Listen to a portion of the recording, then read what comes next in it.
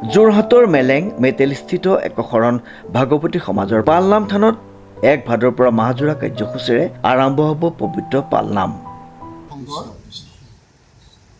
আজি মেলেং মেটেলি পালনাম থানত আমি বৰ্তমান উপস্থিত আছোঁ।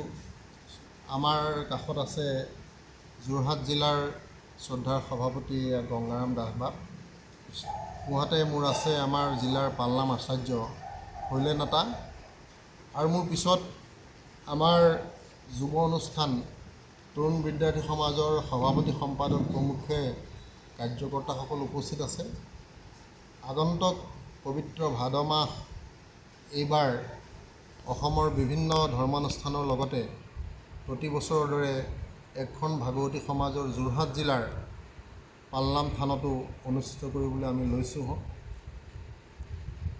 অন্য বছৰে আমি এই পালনামষাৰ আৰম্ভণি আৰু শেষতহে অনুষ্ঠিত কৰোঁ, কিন্তু এইবাৰ জগতৰ যি প্ৰলয়ংকৰী বিভীষিকা, বানৰ বিভীষিকা, এই বানৰ বিভীষিকাত মানুহখিনি সৰ্বস্বান্ত হৈছে।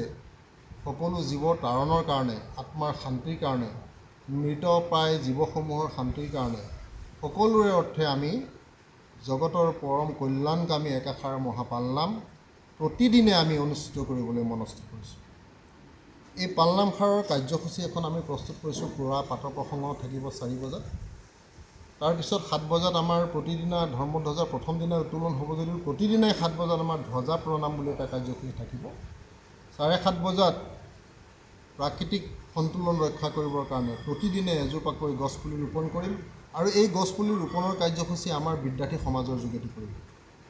তাৰপিছত 8 বজাৰ পৰা আমি ভাগৱত, গীতা, ঘোষা, কীৰ্তন, দশম ৰত্নাৱলী আদি পাঠ আৰু ব্যাখ্যা অবিৰতভাৱে চলি থাকিব। পুৱা 10 বজাত মহাপালনাম ভাগ আৰম্ভ হ'ব। এই পুৱা 10 বজাৰ পালনাম ভাগ পৰিসমাপ্তি হ'ব আমাৰ 2 বজাত। বিয়লি প্ৰসংগত আমি নামষাৰ সামৰণি কৰিম। তাৰপিছত সন্ধ্যা প্ৰসংগ হ'ব, বন্তি প্ৰজ্বলন হ'ব, গুণমালা কীৰ্তন হ'ব। মহাপুৰুষৰ তিথি, জন্মাষ্টমীত সকলো এটাইকেইটা দিনত আমাৰ বিদ্যাৰ্থীসকলে গুণমালা কীৰ্তন কৰিব। তাৰপিছত সন্ধিয়া আমাৰ সন্ধ্যা প্ৰসংগ থাকিব। এনেদৰে প্ৰতিদিনে আমাৰ কাৰ্যসূচী এই পালনাম থানত চলি থাকিব। আৰু ভাদ মাহৰ শেষৰ দিনালৈকে কাৰ্যসূচী লৈ বিভিন্ন গাঁও শাখাৰ ব্যক্তিসকল আহিব যদিও এইবাৰ আহিন মাহৰ 3 তাৰিখে যিহেতু মহাপুৰুষ শ্ৰীমন্ত শংকৰদেৱ গুৰুজনৰ জন্মোৎসৱ ভাগ পৰিছে, আমি মহাপুৰুষ শ্ৰীমন্ত শংকৰদেৱ গুৰুজনৰ জন্মোৎসৱতে এইবাৰ এই ভাদমহীয়া পালনামৰ ক্ৰম ভাগ সমৰ্পণ কৰিম বুলি মনস্থ কৰিছোঁ। আপোনালোকৰ যোগেদি অসমৰ প্ৰতিজন ধৰ্মপ্ৰাণ ব্যক্তিক মই ইয়াৰ পৰা সেৱা জনাইছোঁ, আমন্ত্ৰণ জনাইছোঁ। আমাৰ এই মহাপালনাম যজ্ঞ ভাগত সকলোৱে আহি পদাৰ্পণ কৰি আমাক সেৱাৰ সুবিধা যেন প্ৰদান কৰে। তাৰোপৰিও তেখেতলোকেও নিজৰ জীৱন ধন্য কৰি এই নামৰ একনিকা কৃপা লাভ কৰক বুলি সকলোকে অসমৰ বিভিন্ন স্তৰৰ ব্যক্তিক মই ইয়াৰ পৰা সেৱা জনাইছোঁ। জয় জগতগুৰু শ্ৰীমন্ত শংকৰ কৃষ্ণ। পবিত্ৰ ভাদ মাহজোৰা প্ৰতিদিনে অনুষ্ঠিত হ'ব মহাপাল নাম। পুৱা 4 বজাৰ পৰাই আৰম্ভ হ'ব প্ৰাতঃ প্ৰসংগ। ইয়াৰ লগতে দিনজোৰা কাৰ্যসূচীৰ মহাপুৰুষীয়া ধৰ্মীয় পৰম্পৰা অনুসৰি ঘোষা, কীৰ্তন, দশম ৰত্নাৱলী আদি পুথিৰ পাঠ আৰু ব্যাখ্যা আগবঢ়োৱা হ'ব।